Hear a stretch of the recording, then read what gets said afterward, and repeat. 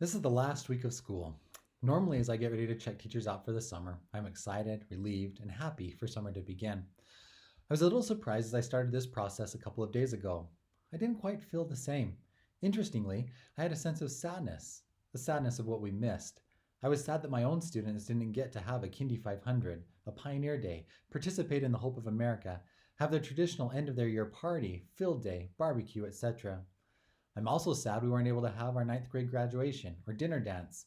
Sad that we can't stand in front of a room and just thank each of you for being amazing and persevering through this pandemic.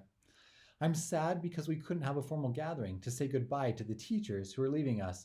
And to be honest, I'm a little sad that my family can't do the typical things that we do each and every summer.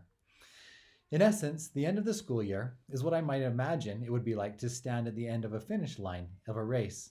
I say imagine because I think I've only been in a race 5 or 6 times in my whole life. And once I actually won. It was a big wheel race for the Lehigh Roundup days.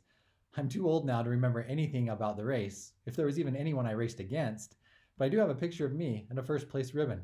So maybe that one isn't the best analogy. But I'd imagine that someone who runs a marathon and gets to the end looks back to remember times where it was good, times where there was a struggle, and ponder about the journey along the way. I'd imagine there's a mixture of joy, sadness, gratefulness, weariness, disappointment, and I think a bit of anticipation for what is coming next. Throughout the checkout process, as I visited more rooms, I was reminded of some of the great experiences that happened this year: plays, games, Shakespeare festivals, Roman feasts, musical performances, field trips, guest speakers, a snow day for the first time ever. I don't know if that was a great experience, but it happened. 2 basketball championships, 1 volleyball championship, music programs, a drive-through kindergarten graduation, and an end-of-the-year school parade. As humans, we have a hard time understanding the concept of time. Not the time of day or the time that it currently is, but I'm talking about time continuum. We are all on a specific point in our timeline continuum.